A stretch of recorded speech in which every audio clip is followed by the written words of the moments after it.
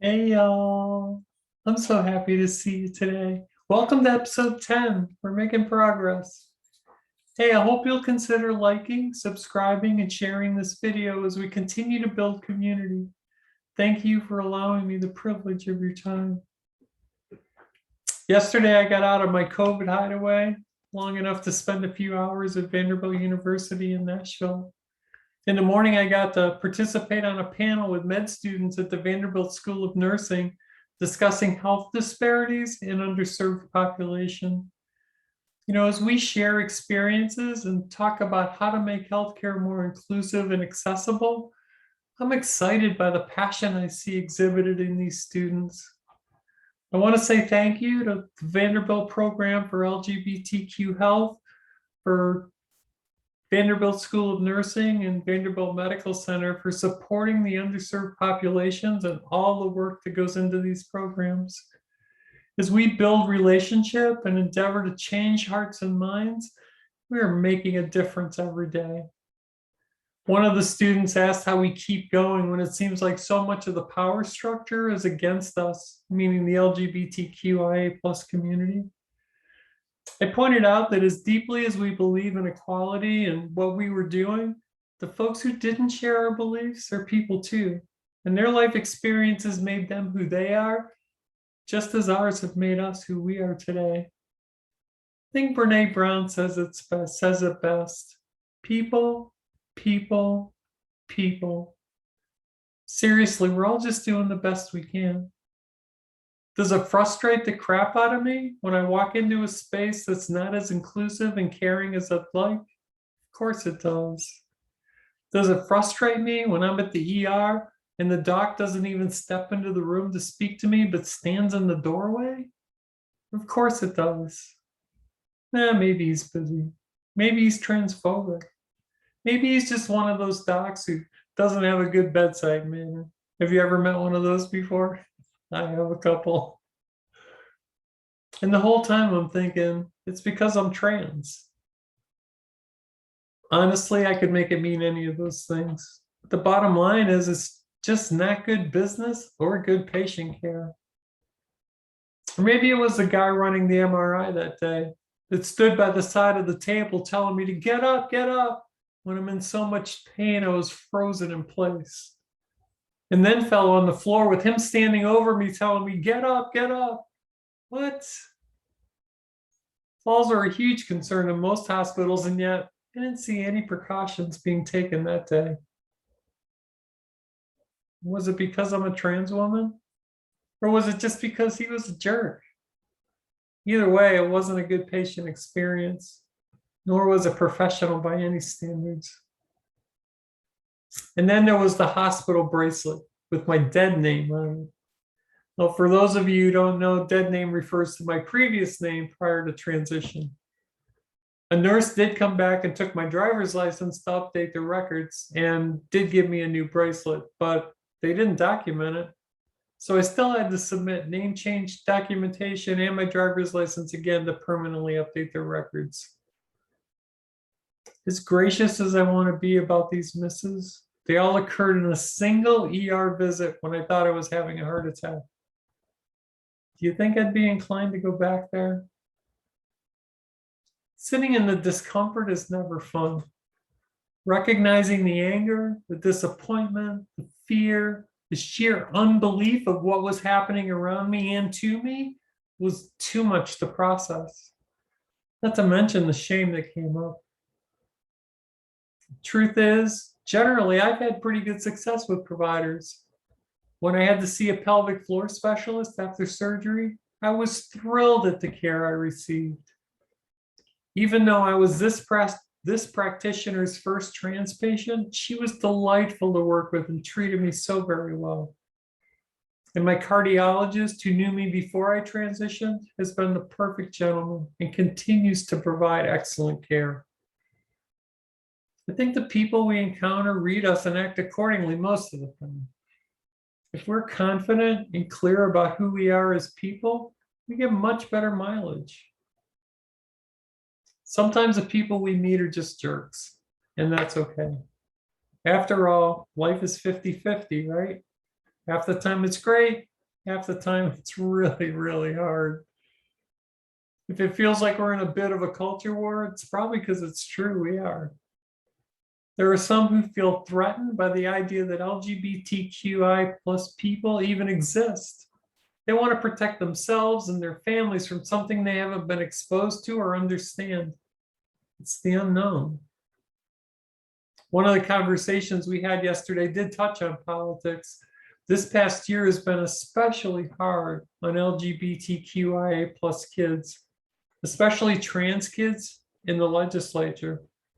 From our perspective, it's an attack on kids, and those who oppose us feel exactly the same way. It's one of the reasons I'm a huge advocate for sharing our stories and building community.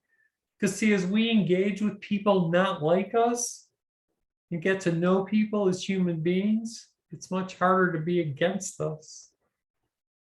How many times have we heard or seen stories in the media about older conservative politicians talking to their grandchildren about these issues and changing their perspective because of it? Maybe it doesn't happen enough. Maybe it does happen, and each time when it does happen, it changes us as people. People, people, people. All of us doing the best we can. Okay, time for a commercial. This episode is brought to you by Kelly Renee Life Coach LLC, because we got to keep the lights on. As your life coach, here's some of what you can expect from me. Let's focus on what you want.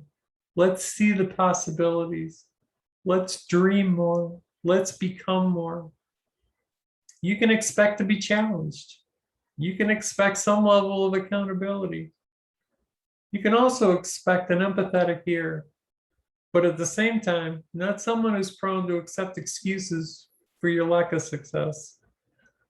No matter our current circumstances, we don't have to stay stuck. You're only a thought away from reaching your potential. So let's start the conversation. We can't begin until you show up, ready and willing to take the next step. So what's got your attention today? What's it going to take for you to break the cycle? Come on, let's go. Drop me a DM or schedule a complimentary discovery call at kellyreneelifecoach.com. I can hardly wait. Well, y'all, I'm so glad you're here. I did an interview with a grad student writing a paper on the cycle of socialization earlier today. For some reason, she thought my perspective might have value. Who knows? It was fun, though, and it gave me a chance to reflect on some of the opportunities I've had that so many others have not. I hope my comments and sharing my experience was helpful. In many cases during my early years, I was working so much, I didn't really have much of a social life.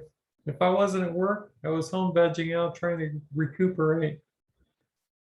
One of the things I am grateful, though, is the personal growth that I've experienced over the years. It hasn't been easy, but I've managed to grow personally and professionally because I'm part of my willingness to change. It's so easy to say they should change when we don't know anything about them. And another thing entirely, once we begin to see things from their perspective. That's why I'm a firm believer in creating community and connection. Look, it's hard. It takes time. It takes effort. So there's got to be a compelling reason to go through all that trouble. Here's where vision and values come into play. Some of the work I do for myself and with my clients is becoming very clear on what those are, because if we don't, it's easy to wander from point to point and not stand for anything. Without our values guiding our lives, it's easy to compromise in the moment and not achieve what we set out to. Some life coaches are more accountability coaches, and there's nothing wrong with that. It's in some contexts, that's fine. I use a causal coaching methodology because I believe if we can dig into the root cause of what's keeping you from getting the results you want, you can take that knowledge and apply it and be a better, more productive person on your own. Basically, you can replace me. I'm not the one to tell you what to do. You already know what to do. You just can't seem to get there. So let's figure out why. Once you overcome that hurdle, maybe you don't need me any longer. Or maybe we dig a little deeper and move into a new area. I mentioned I'm going to begin a group coaching program. It's directly related to my belief in community and supporting each other. We weren't meant to do this alone. Yet so many times we stand alone, even in a crowd, because we don't always feel safe sharing our most intimate selves. Heck, I've met people lately who didn't even want to share they were dealing with cancer. I have no idea why they're hiding from it. Is it shame? Is it a sense they'll be viewed as less than? I don't know. Creating a safe space where we can share is critical to our growth. I don't have it all figured out. I make plenty of mistakes. Yet I do have a firm belief that we can do so much more together than alone. That's one of the reasons I'm dealing with the shame topic recently. What's an example of shame in your life? How does it show up for you? Shame loves it when we hide. Shame keeps us small. It keeps secrets. Here's some examples. Shame is losing your job due to COVID.